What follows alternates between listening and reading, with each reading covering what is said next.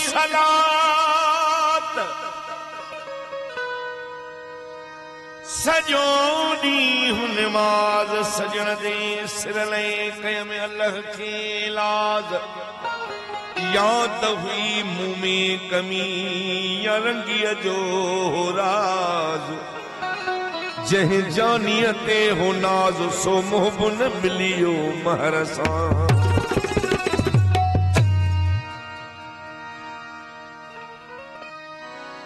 केर पुछे अल्लाह का छो थो छिने जोड़ मोहब पिन्यो हम पीरन खां मुबासू बासे खोड़ हुआ तमानो मुल्क में अदा कई हा किरोड़ पर रब खे केड़ी लोड़ जो मोहब छिनाई मार खां बा गुलाम अब्बास अगर मेरे ऐसा सा मुलाकात अचानक थी आए किस्मत जी साईं के राजी को तो मता गोलियां पियो शौक जी शादी साईं गुलाम अब्बास के गायो बिगड़ी में फिल्म होयो ने सीता हलाई किथे हलाई के याद कयो थई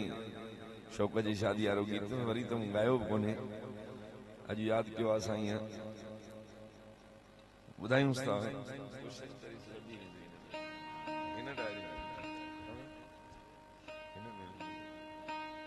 गायो ना किस्मत साले किया मिल्या हूं अरे सवे हो कचरी कयूं ओ किस्मत साले किया मिल्या हूं वे हो कचरी कयूं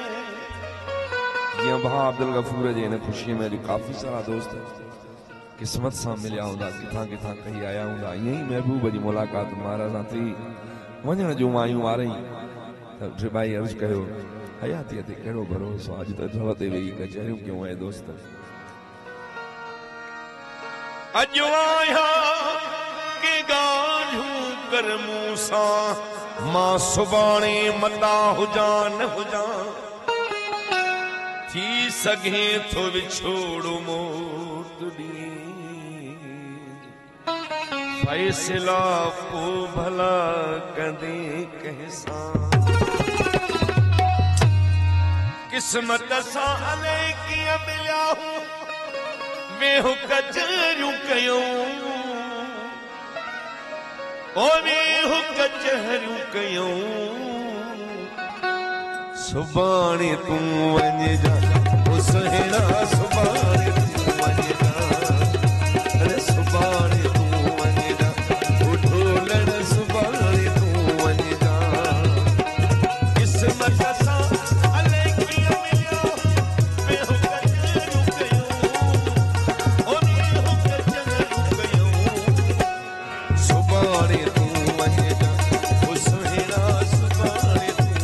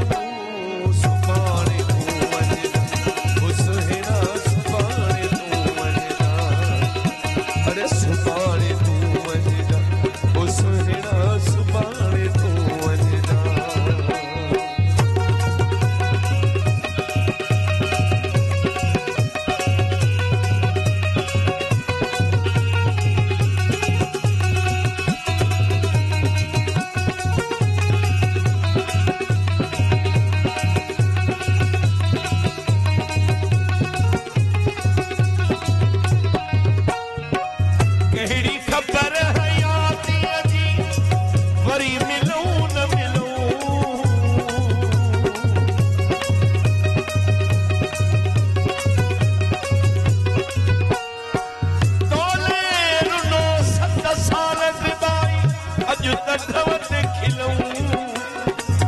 परहन जा 14 ईदूं आयूं 14 ईदूं